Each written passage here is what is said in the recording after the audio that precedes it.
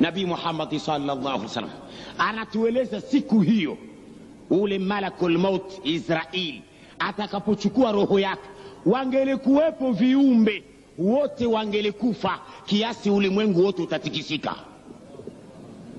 Ulimwengu utatikisika, lakini atasalia ni peke yake Mwenyezi Mungu Subhanahu wa Ta'ala.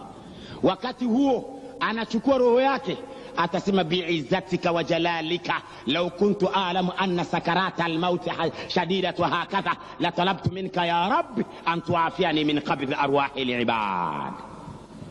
Mwenyezi Mungu, kiasi najihisi machungu ya kufa, kama ndo nilikuwa najua habari hizi tangu zamani, ningelikuomba Mwenyezi Mungu usinipe kazi ya kuchukua roho ya wanadamu. Kumbe ndo kiasi walikuwa kijihisi hii.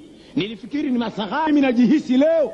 Wallahi ningelikuwa najua habari hizi, uchungu huu, ningelikuomba tangu mbele Mwenyezi Mungu usinipe hii kazi, nipe kazi nyingine kama kazi ambayo malaika wengine wanayo. Ningelikuomba Mwenyezi Mungu Subhanahu wa Ta'ala.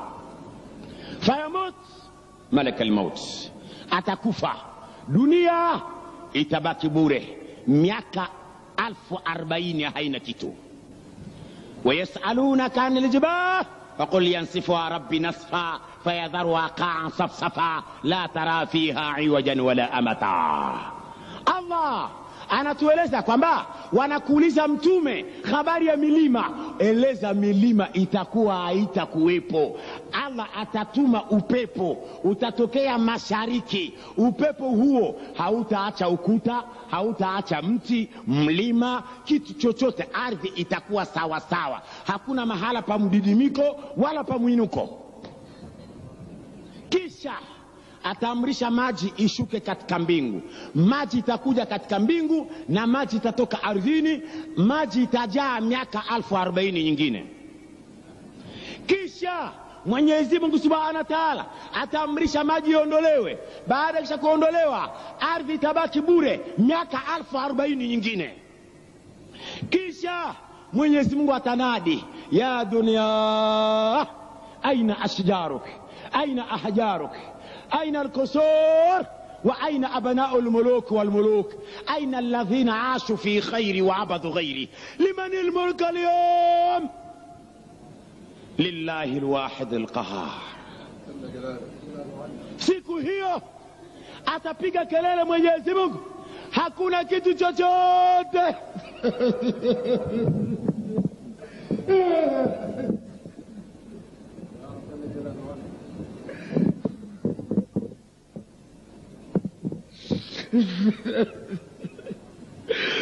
atapiga kelele Mwenyezi Mungu Subhanahu wa Ta'ala, atauliza dunia, majabari wako wapi waliishi katika dunia? Wafalme wako wapi waliishi katika dunia? Wako wapi niliwapa maisha mazuri wakaabudu vitu vingine badala kuniabudu mimi Mwenyezi Mungu Subhanahu wa Ta'ala? Ufalme wa leo ni wa nani? Nani mfalme wa leo? Nani mfalme wa leo? Hakuna yoyote atamjibia Mwenyezi Mungu, yeye peke yake atajibia kwamba lillahi alwahidul qahar, mimi peke yangu ndio Allah mwenye kuwa na uwezo wa kila kitu.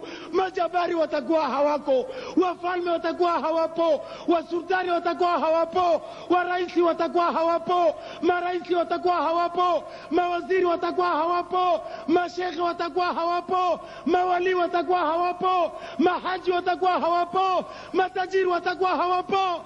Atasalia peke yake Mwenyezi Mungu Subhanahu wa Ta'ala. Ufalme uko wapi mpaka tumsahau Mwenyezi Mungu Subhanahu wa Ta'ala? Na hali tutarudi kwa Mwenyezi Mungu, tukitaka tusipotaka tutarudi kwa Mwenyezi Mungu.